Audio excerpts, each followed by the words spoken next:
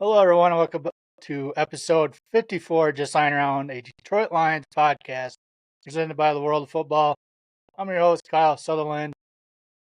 Looks like I haven't slept all night, but probably It's like haven't, you've been crying all night. or that too. But I am joined by my co-host and brother-in-law, Adam Snow.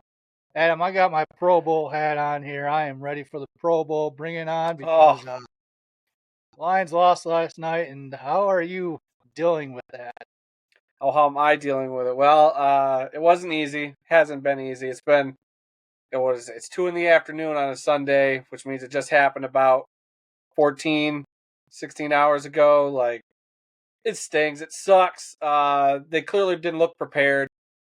The defense played like Swiss cheese again, and I think there's legitimate concerns that maybe Aaron Glenn was a little too focused on his interviews and not trying to stop Jaden Daniels because he pretty much had his way with the Lions defense all last night.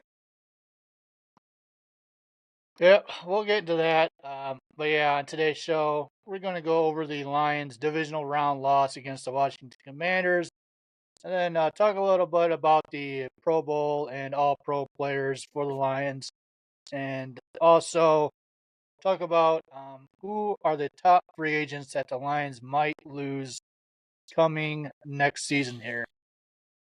So Lions 31, Commanders 45. Lions, they just get in their way all game. I believe they punted, touchdown, fumble, touchdown, interception, touchdown. It's like when they get something going, they just screw up the next possession there. And Commanders 28 points second quarter alone. So like you said, that defense was not doing their part in this game here. No, and it didn't start off great with Amik Robertson going down with the arm injury. Like one of the first couple of plays that Washington had. So that just seemed like that was an ominous sign from the beginning for that defense. But at the same time, you mentioned that second quarter, the combined of 42 points between the Lions and the Commanders was the most points in a quarter in the playoff game, I think. So they were putting on a fireworks show. Jaden Daniels is. It's evident that the Commanders have found their future. Jaden Daniels has been unreal as a rookie. We've seen something historic. We'll see if he can keep it going. I mean, like there's a lot of this team I saw in Detroit last year a little bit. They kind of came out of nowhere. They had a good record, but nobody really thought that they could go as far as they did. Here they are. They're going to play. The Commanders are going to play in the NFC Championship game, and the Detroit Lions, who had their best season ever, are going to be sitting at home. So I think a lot of the blame is going to have to go on Dan Campbell. It's going to have to go on these coordinators, and it's going to go on some of your stars. Jared Goff making some terrible mistakes. I just think some terrible clock management, terrible decisions by some players like Jamison Williams throwing an interception. Just throw it away if it wasn't there. Just don't force it. We could pick this whole game apart, Kyle, but there's only so many hours in a day. Yeah, so let's get through this stats here. Jared Goff, 23 of 40, 313 yards, 1 touchdown, 3 interceptions. Jahmyr Gibbs. We're going to talk about Jahmyr Gibbs also here. 14 carries, 105 yards, 7.5 average per carry, 2 touchdowns, 6 receptions, 70 yards. Amon-Ra St. Brown, 8 receptions for 137 yards. Sam Laporta, 6 receptions, 51 yards, and a highlight reel touchdown in the end zone there. If you haven't seen that touchdown, look it up. It's pretty amazing how he caught that ball there.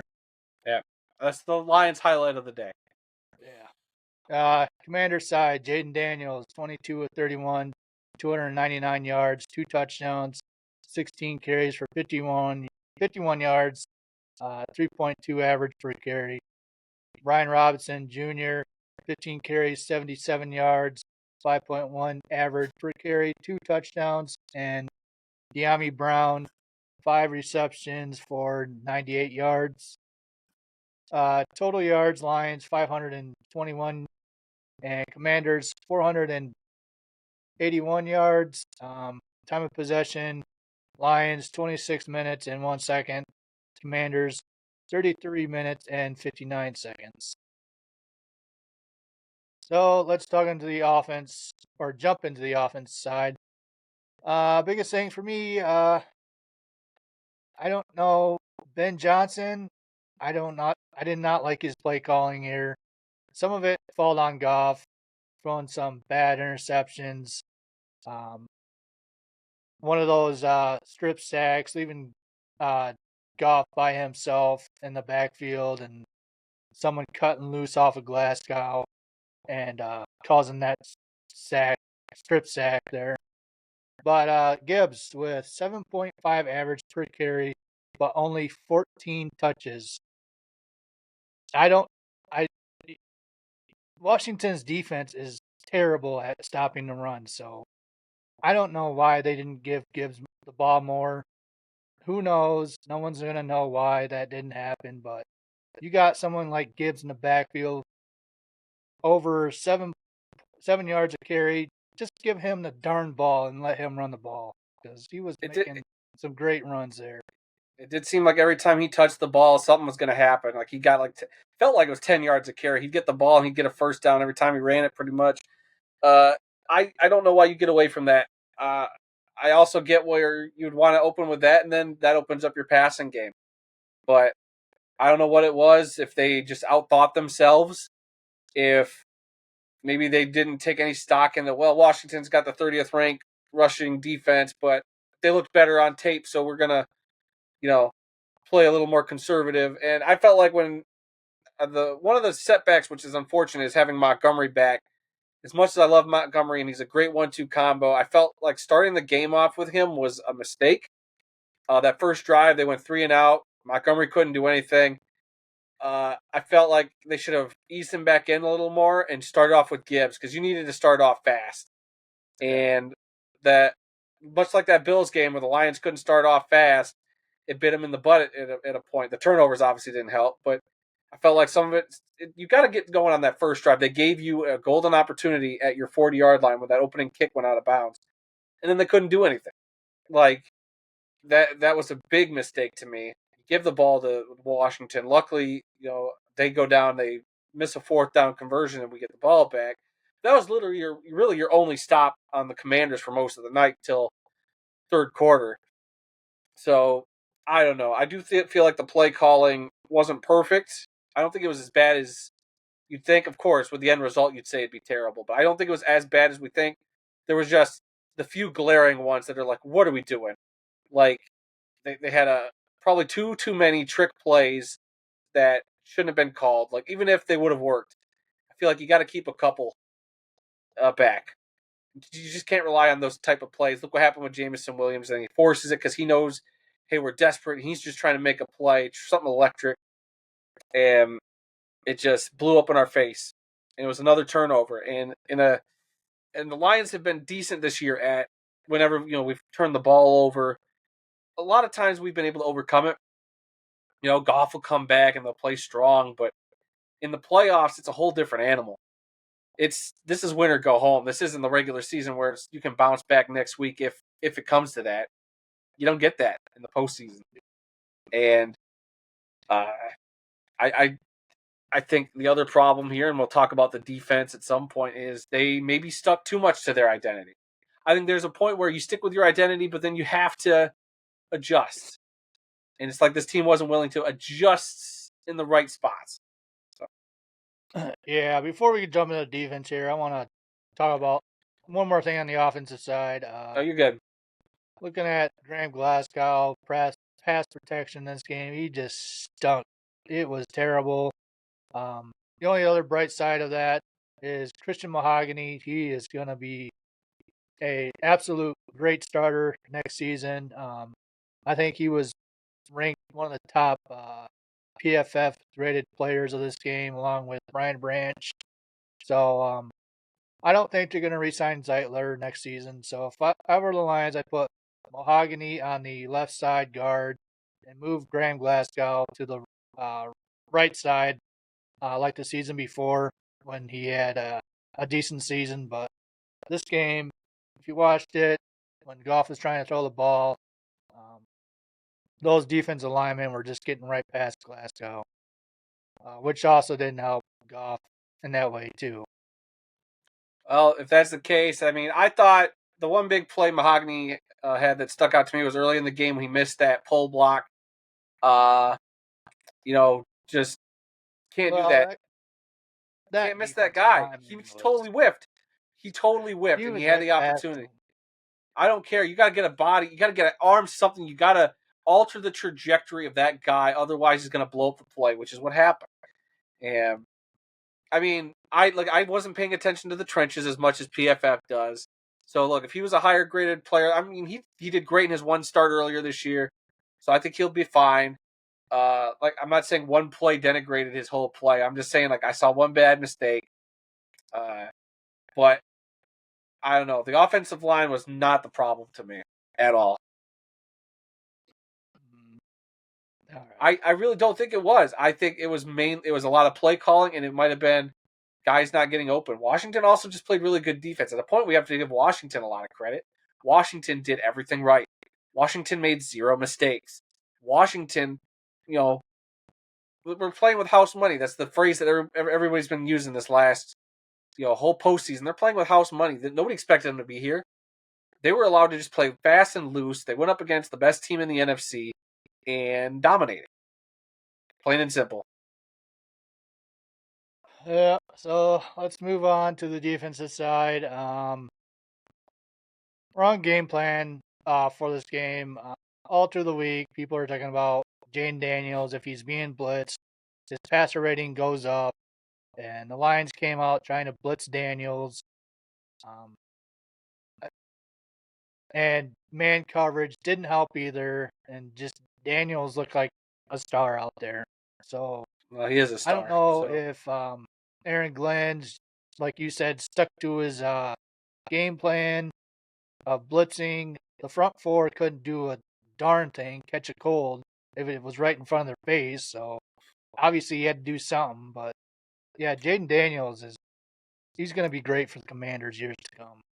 yeah. I also, Tom Brady said it during the broadcast, and I hate having to give him any credit, but he kept saying that the Lions need to maybe go a little more zone. I feel like Yeah. maybe he knows what he's talking about in that regard. Like, look, if he's an offensive player and he knows what he can do, what's going to slow him down? Well, if they went in zone, I probably would struggle a little more, and Jaden Daniels would probably struggle a little more, or at least, like he said, you're bending more, but you're not breaking. Because I feel like the Lions, their strength was playing in the red zone. God, when they got down to the red zone, if it weren't for that dumb 12 men on the field penalty, they probably would have gotten a fourth down stop.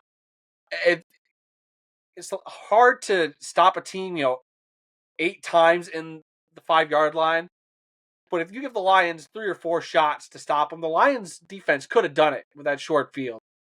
And if it needed to come down to it, I feel like they could have stopped them if they would have played some zone. And yeah, okay, you let them dink and dunk. As long as you don't let them get in the end zone, you let them kick field goals instead of touchdowns. Or when they get to fourth down, you shut them down. You flip the game. But they couldn't do it. So the question for you, Kyle, is: Did all the injuries during the season is that all this was? Did it just come to a head in this game? For this game, no. I think next game it probably would have. So you had one interception by Goff that kind of turned. Strip sack also didn't help. JMO throwing that interception didn't help. So those are all added points to the Commanders, which if they didn't happen, probably would have turned in touchdowns for the Lions. So um, for this game, all those injuries, I don't think should have cost them the game, but NFC champion, I don't think they could have gotten past that. Fascinating. But yeah, let's just jump into like you said, Amika Robinson got a broken arm. Friendly fire by Jack Campbell coming in. ended up breaking his upper arm up here. Hopefully, I think it sounds like it's nothing too major. He'll be back for OTAs, which is good. We also have Ife Melifanu with a hamstring injury. He tried running up on the side of the field, but didn't come back in. And Brian Branch ended up cramping a few times, but he ended up um, finishing the game out.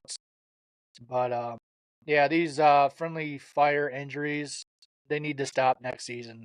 I think Meek Robertson, Carlton Davis, and Anzalone, um, Aiden Hutchinson, um, the big guy up front. I think all those guys were injured from the Lions players hitting them. So Look, I don't know. We'll see. I don't know if you got a spot to talk about this. I know we're still talking defense, but my question is now with the season over, obviously Aaron Glenn, Ben Johnson are going to be moving on. It I don't seems know more. about that. I mean, it seems more than likely. But to I me, think. Go ahead. well, what do you I'll think? let you. What do you think? I think Ben Johnson just coached himself out of a coaching job. Aaron Oh, Glenn maybe, but not Ben Johnson. I don't know. We've seen teams hire people off of bad performances in the playoff. Matt Patricia to Detroit. Um, so it's bound to happen. But look, anyway, my feeling is, look, if either or both of these guys do go, I feel like the Lions. It's a big statement on Dan Campbell as a coach because I feel like what he's going to do is he's got a couple guys. I think is it Kevin Shepard, the linebackers coach, Calvin Shepard. Calvin Shepard. I think he gets elevated to defensive coordinator. And then there's a guy they've been talking about on the offensive side whose name escapes me, but he's like the guy who installs the offense every week. He's like the first guy. I don't know if he's the passing game coordinator. I forget his name. That's the talk that they're going to just promote from within. And I'd feel very confident in Detroit if that's the case because I feel like these are guys that saw what Ben Johnson and Aaron Glenn had done. They can put their own spin on things and maybe improve where these guys lacked, I feel like, in terms of their play calling and maybe like where and when they needed to take certain risks. Because I feel like at the end of the day, Dan Campbell's still going to push them to be certain ways. Like, hey, we're still going to blitz. Yeah. Hey, we're still going to play man. Hey, we're still going to run a trick play to Penei Sewell here on 3rd and 18. He's going to still make some of those calls. But I feel like we'll still be in a good spot. So I'm not worried about losing the coordinators. I'll just be upset if one of them goes to Chicago. That's the only location I don't want. Stay out of Chicago. Go outside the division. That's Big Mike McCarthy's spot right there. God, I hope so. I'll take that.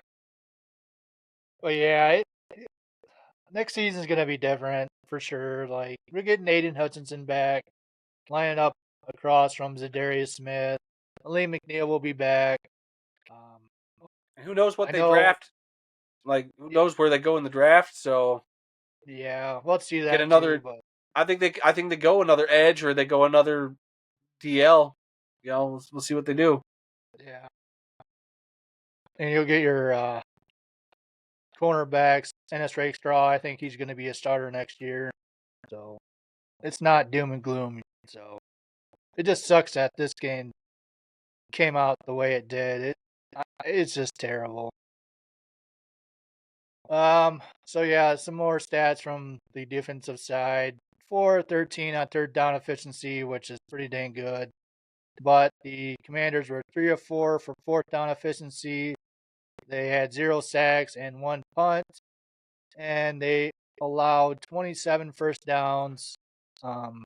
So even though that 4-13 on third down efficiency, the Commanders still cooked them. So Yeah, they sure did. yeah, sucks. Yeah. So yeah, notes from this game.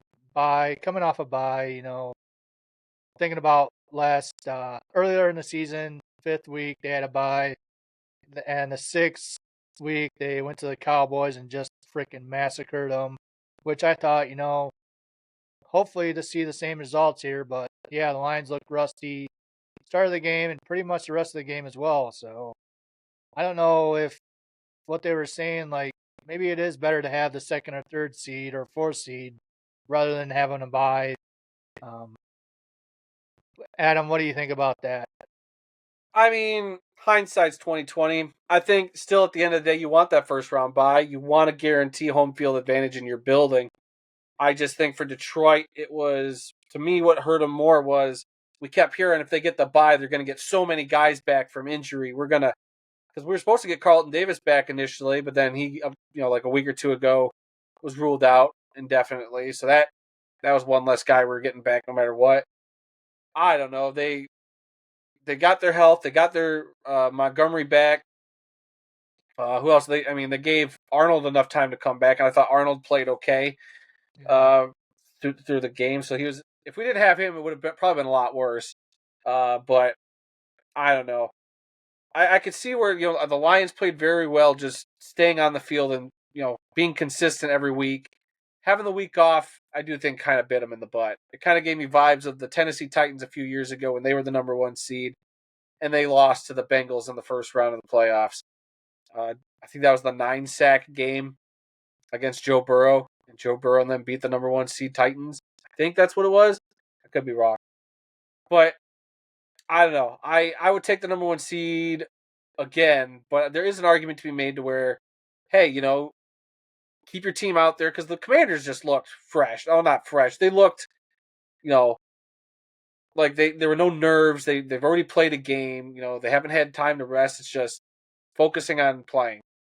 The Lions, with a week off, it showed. And I don't think it helps having the coaching interviews and stuff while they're still yeah, playing. They got to change some of that cycle. yeah. If I was Dan Campbell next year, if this happens again, telling my coaches we need to focus, no bye week interviews.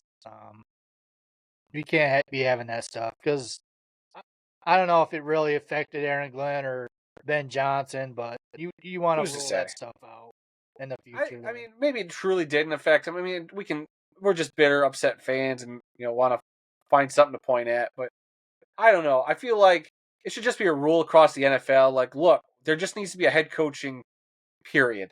Like, hey, when the season's over, you can fire your guys, you can clean house, but you can't conduct interviews until teams are completely out of the playoffs. Once they're out of the playoffs, then you can talk to them, like across the board. That way, coaches don't have to sit there and go, "Oh no, you can't interview any of my guys." We're gonna stop that from happening. Like, I think it should just all be cut off, and maybe the week after, or the day after the Super Bowl is when head coaching technically should start to give everybody kind of an even playing field. Yeah, we'll see how they go with that forward here. But yeah, next season it's going to be kind of interesting with Montgomery and Gibbs. Um, Gibbs with 2 touchdowns this game felt like he needed to run the ball more.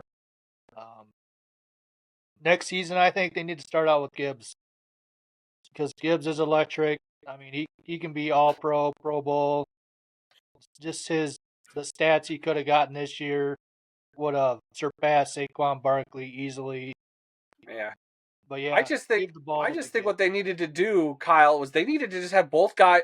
Have you remember one play where both those dudes were on the field at the same time? Not this game, but I've seen it before. Like, I think that needs to Like, be more often. Put both of them out there. I think while Gibbs proved that he is a bell cow back. He proved that all year, and with Montgomery out especially, that Gibbs can carry the load. And Montgomery, well, don't get me wrong, I love Monty. I think he's great, oh, and he's got a role he can still play, and I think he can still play a very big role and still get his yardage. But I just think you have to lean on Gibbs more, and then Gibbs is then Monty is your knuckles. He's your thumper. He's your guy that, okay, we're gonna give you a hard nosed look, like it's gonna be a dive play or a run up the middle or up the gut, but he's the guy you swing it out to instead. Like, he's that kind of player that you can do that with. And as we've mentioned before, Gibbs is the opposite, where Gibbs looks like, okay, they put Gibbs back there, expect like a run to the outside or whatever. Nope, he's gonna power run straight through you. Both these backs are capable of both, but you would like to see Gibbs get a lot more carries now He's had 2 years under his belt now. Year 3, I feel like he's hitting his stride. This is a dude that deserves a lot more touches. And you saw when he carried the load against Minnesota, all those touches he got, how did it end up for us? Pretty darn good. So I'd like to see that change going forward. My question to you now is 15-2, or 15-3 now. North Division back-to-back champs. Playoff bye. How do you view the Lions season? Overall, regular season, I felt like it was awesome, but I felt like But in going its into this game, totality, Kyle, you got to take it all in its totality. totality. Do I think it's Is it a failure? Straight is it up, a failure? is it a failure? Mm, I don't know. What do you think? Oh yeah, just throw it right back at me. I want to see what Look, you say first. oh well, as soon as the game was over, I'll admit I did say it was a failure of a season. You had the number 1 seed. You were in your building. You had the greatest season your franchise has ever had. Yeah, you had to overcome a lot of injuries and stuff, but you were a team of destiny. You were a team proving so much wrong, and you came out and just crapped the bed. To me, if that doesn't say failure, I don't know what is. I'm sure the more we distance ourselves from it, the more we'll go, you know what? I just got to see the Detroit Lions have a 15-win season. I just saw them go back-to-back division championships. Like, I got this you got last year's, and here's this year's North Division poster from NFLshop.com. Like, how cool is that we did that? And it was an accomplishment. It's something Detroit's never done, or at least haven't done in decades. At least my lifetime, your lifetime. So there's stuff to celebrate. There's stuff to be built upon and move on, from. But it when you're a team with the expectations that we had, which was the big game at the end, it's hard not to feel it's a little bit of a disappointment, a bit of a failure. I mean, Yeah, I can feel both ways. I can feel like it's simultaneously a failure, and there's a lot of good stuff we can glean from it. I mean, but at the end of the day, we also got to realize too, 31 teams are not going to be happy at the end of the year, and it's a feeling that we should be used to, right, Kyle? I mean, how many seasons have we ended pretty disappointingly? It's just another one of those. It's just, I think the expectations were the highest they've been in Detroit for a long time, but they have they have become a January football team now. yeah. They got to keep that going, and we'll see what happens next year. I mean, anything can happen. Look what happened to the Niners. They were in the Super Bowl, then they got bit by the injury bug, and their season took a crap. Uh, I think the likelihood of Detroit going through the unfortunate string of injuries 2 years in a row, like, is astronomical. There's no way it could happen again, right? Knock on wood. So I feel like this team should still be talked about to get as far as they did this year, if not further next year, depending on how the offseason goes. Yeah, like you said, with all the injuries, if everyone is healthy and this happened, yeah, it'd be a failure. But with all those stars getting hurt this season, even going 15-2 was amazing. Um, I don't think it was a failure this season, but if it happens again next season and all those players are healthy, then next season is a failure. But this season, I don't think it was a failure. All right. Uh, anything else you want to add to this game, or you want to jump into the Pro Bowl and All Pro selection? Oh, do we have to, Kyle? The Pro Bowl used to be my favorite thing, and now it's not. The Looking glorified forward. Madden game. I don't really Yeah, care much about it anymore, but go ahead. Move on. can't wait for that flag football game. I can wait, and I will probably not watch. I will. I'm ready. So we got the Pro Bowl selection. This is the first team only I'm going to talk about. We got a bunch more players that are second team, third team, fourth team. If you want to see those guys, just look them up there. But first team Pro Bowl selection: Jared Goff, quarterback; Jahmyr Gibbs, running back; amon-ra St. Brown, wide receiver; Penei Sewell, tackle; Frank Ragnow, center; Brian Branch, safety; and Jack Cox, punter. So out of this group here, I think all these guys deserve it. Um, but the next person we're going to talk about, All Pro here, kind of curious on why he didn't make the Pro Bowl but made All Pro. I don't know if it's due to Matt Stafford controversy, what he said about him, but let's jump into the All Pro selection. Amon-Ra St. Brown, Penei Sewell, Jack Fox, and this person here making All Pro, Kirby Joseph, safety for the Lions, made All Pro, but did not make the Pro Bowl. Yeah.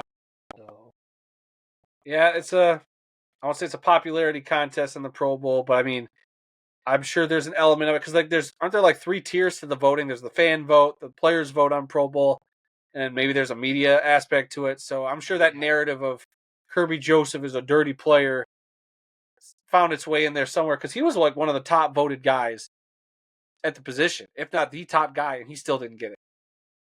So it whatever. That's why I no longer really care about the Pro Bowl. Like I'm happy for the guys that made it. I'm bummed that Kirby didn't get the accolade or the acknowledgement first team, but it's just not the same anymore. It's just not. yeah, Congrats I to the think it All just, Pros. So the All Pros, they don't go to the Pro Bowl, right? no, that's just a media award. Separate So thing. it's just a nice tip of the cap. You were an All Pro. Something to add to your Hall of Fame resume someday, Mister Amon-Ra and Penei Sewell, Jack Fox. Those guys are all going to be Hall of Famers. Kirby Joseph, we'll see if he keeps trending in this direction. Could even be Defensive Player of the Year with leading the league in interceptions. So we'll have to wait and see how that pans out. Yeah. So, yeah, let's jump into some key free agents next season who might not be back, could be back. All right, Just as you list depends on them, the. tell me if you'd sign them or if you would let them go. I'd be Okay. curious.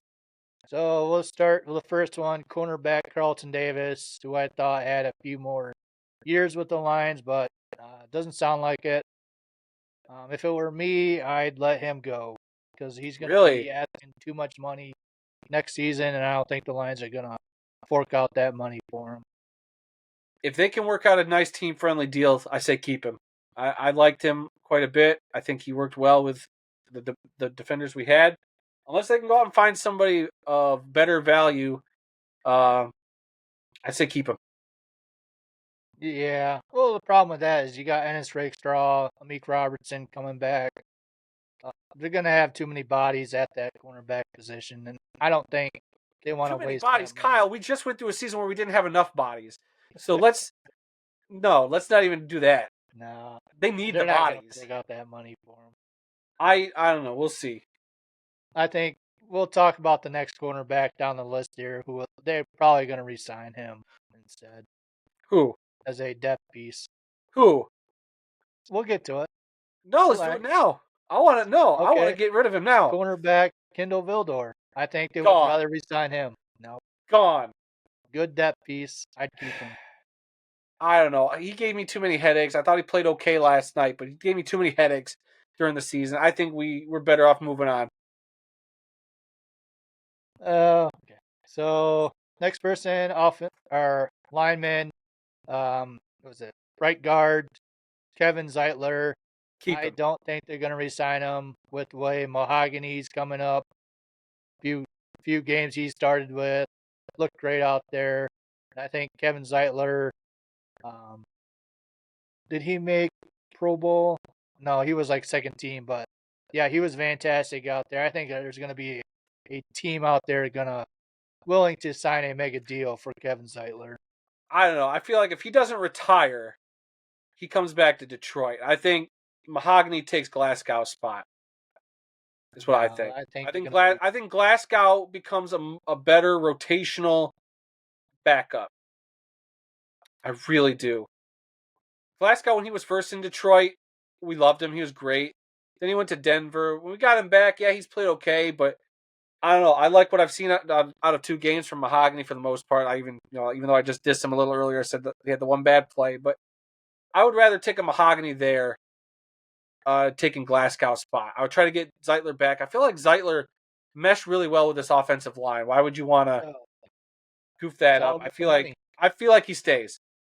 So All about the money. maybe, but I bet you he stays. We'll find out.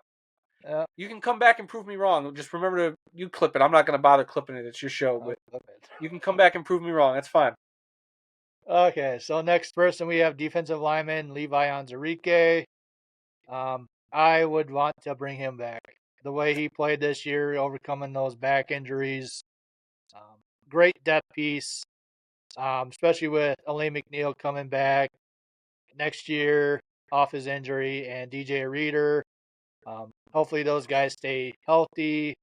A good uh, second string defensive lineman, Levi Onwuzurike. I would want to bring him back. I'd let him go.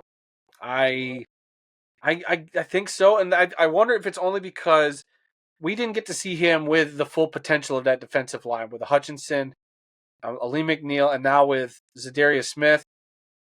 You know, maybe he'd benefit from having those three guys. Who wouldn't from having those playmakers there? But I don't know, just wasn't never really overly impressed with him. I'd hear his name and I'd be like, wow, he missed a tackle. Wow, he, you know, didn't get in on the play. Where's he at? I haven't heard his name in forever. Like, I don't know. I think I'd take my chances with a younger guy, or you bring somebody else in. Yeah, I don't know. He ranked higher than DJ Reader, so You know what? You got to stop living and dying by these Pro Football Focus ratings.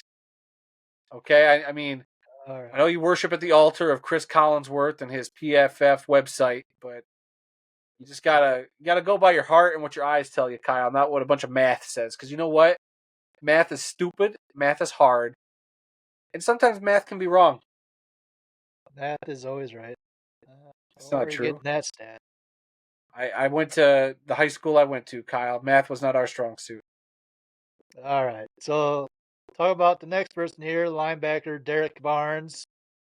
I would let him go. I'd keep him. I'm Really? not just saying that to be the opposite of you. I liked Barnes. He's a good depth piece to the linebacker room. I think it sucked when we lost him. I It think he had a did. lot of upside. I think he had a lot of potential, and I wanted to see more of him. If he can come back on a friendly deal, I'd bring him back. But Well, yeah, of course, yeah. Trust me. I say leave if he's asking for too much dang money. I'll be like, well, doors that way, but we ain't paying you because you didn't show us enough. right. So I agree with you there. All my saying somebody should stay or go. It also depends on will you come back on a nice team friendly deal or a deal that makes sense. Yeah. Because like there's a lot of guys that deserve deals and don't. And Barnes doesn't deserve a big deal. I still like him on the team, but I ain't paying you more than you are worth. Yeah, I'd do a 1 year prove it deal with him. If he can stay healthy and all that stuff, plays great next year, then I'd sign a mega contract with him. So next person, defensive back, Ifiat Malafanu or Iffy.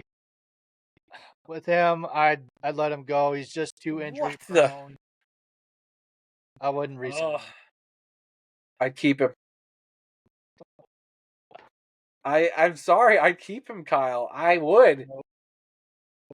I Out think here. when he was on, he was on. Yes, the injuries stink, but I feel like that's something he can hopefully work through. If it happened again, yeah, I'd be like, see ya, bud. Like three's too many. But How many I'd games did he keep him. play this year? I don't know, he played towards the end, and he played the last five games.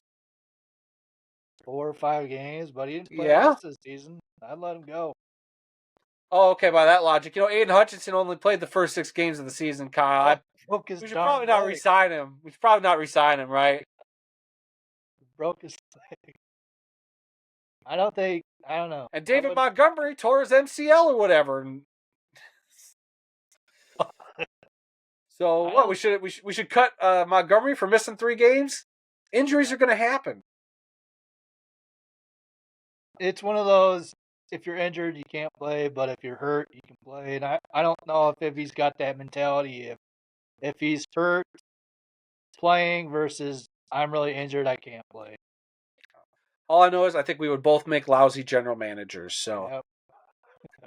So hopefully we both get this one right. Next person here, wide receiver Tim Patrick. I'd resign him. I would resign him in a heartbeat. agreed 100%. I love Tim Patrick. He's been great. Finally, we agree on something. If anything, he didn't get the ball enough. But I mean, when you also got weapons like JMO and Laporta and uh, Gibbs and Montgomery catching the ball out of the backfield, even when Khalif Raymond finally came back, Khalif, with a few catches, like the ball gets moved around, and Tim Patrick is just a nice big body receiver. He had a nice catch during the playoff game, so I don't know. I'd like to see him back and given some more opportunity because now I see him as an upgrade from what Josh Reynolds was the year before. A nice, bigger bodied wide receiver that I think him and Goff had great chemistry. Like Goff put it to him in some really tough spots, and I felt like Patrick 9 times out of 10 made the catch that he needed to make. Yeah, especially resign him next year. That chemistry is only going to grow. Yeah, resign him in a heartbeat. And I don't think Tim Patrick's going to go out and try to get a big bag. Um, yeah, we'll have to wait and see, but I think Tim Patrick's going to be back. I hope so. Next person, the phenom, 6'8", Dan Skipper. Resign him as well with what he's done with this team so far. Stepping in for left tackle, left tackle there. The way he played there, also in a couple games, I would resign him.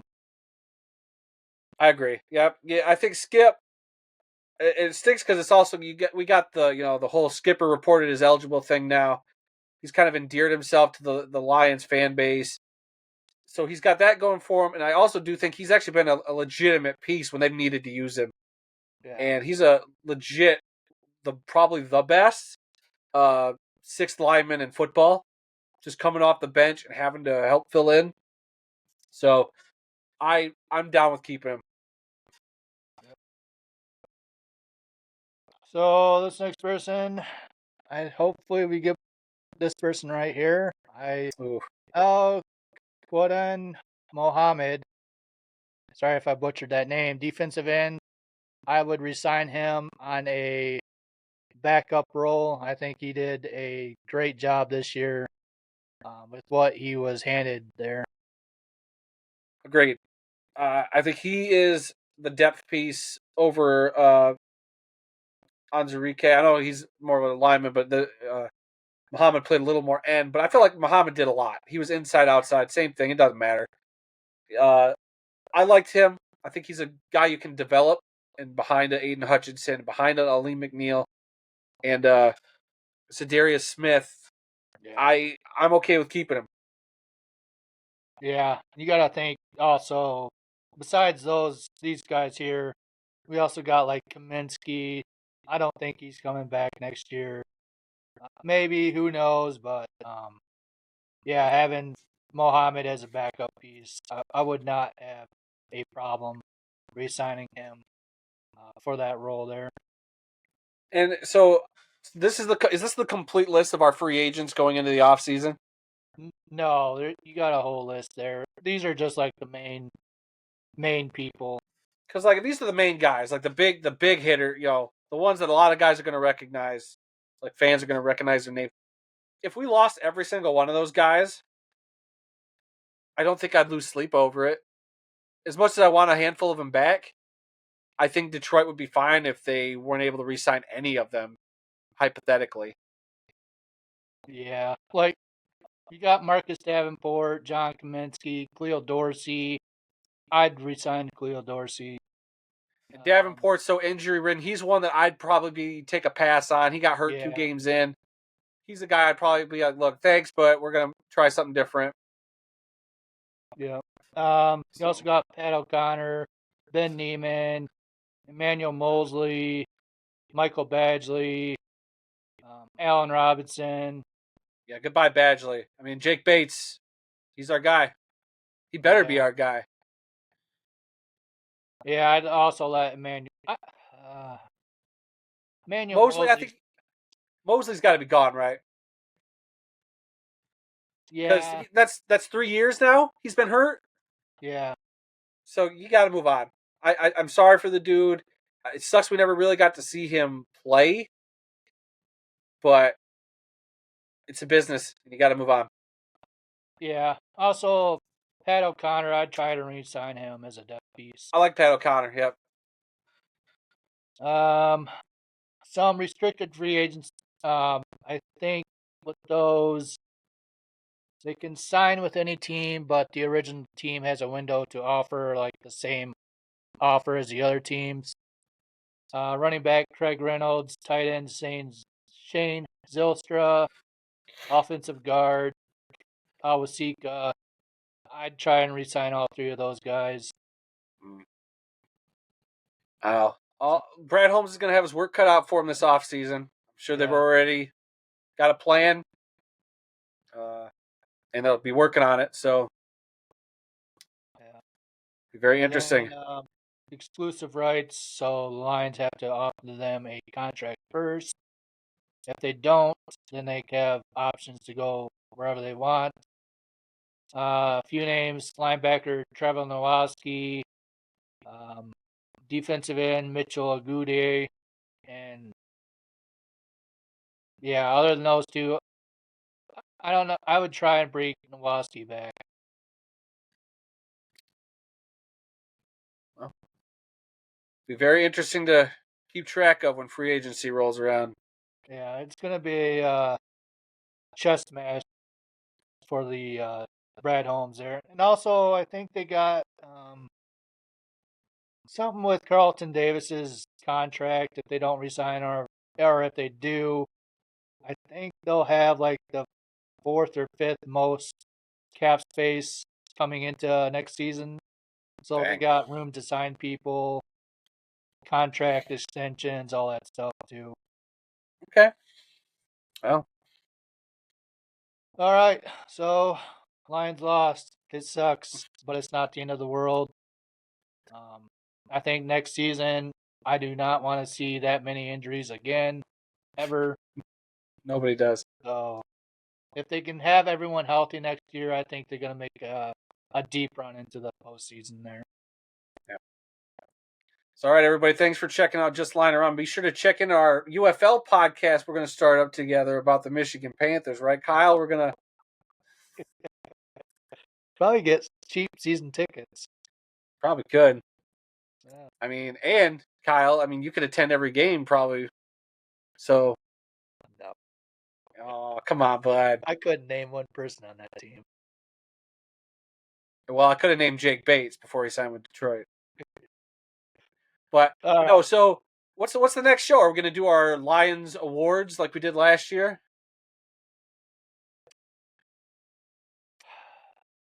let me think about that one. I Oh still got to wow, cut this really? loss. I mean, yeah, but I think look, everybody, I can guarantee it. I'll make sure Kyle does it, even though this is his show. We're gonna do our yearly Lions awards like we did last season. I forget all the different awards names. Kyle, you can go back and rewatch the video and write down what awards we had, and we'll dish them out again for this year. And we can put that episode up whenever you're done and you've finished coping with this loss. I mean, I know I could use a little bit of a break after a whirlwind of a season this has been. Didn't help the way it ended, but you know, We'll see. yeah, we'll I see. Let's plan for after the Super Bowl. How about that? That seems like a ways away. I'd say we got to keep it fresh, Kyle. All right. Maybe next week. How about Gives you during the time. Pro Bowl? Pro Bowl, There you go. because I know you're excited watching that flag football. I'm not. So. All right, let's go ahead and close it out here. Oh, okay. Yeah, that's right. I have stuff to read. We hope you guys enjoyed watching and listening to today's episode. Come back for more, please. Be sure to visit the World of Football's website, www.theworldoffootball.com, for news, links, upcoming events, original articles, videos, and more. If you want to get in touch with us, send us an email to info@theworldoffootball.com, where you can connect with us by either liking the World of Football on Facebook or following the World of Football's X account. Follow those. Those links are down in the description below. Be sure to check out our flagship podcast, This Week in the World of Football, which I'm sure is going to be really sad as Dad and I talk about this Lions game as well. New episodes of our main podcast drop every Tuesday and are available on multiple podcast platforms and on this YouTube channel. So please go check that out. Again, those links are down in the description below.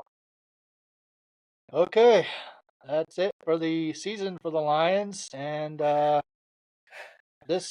think this one really hurt versus last year in the NFC Championship.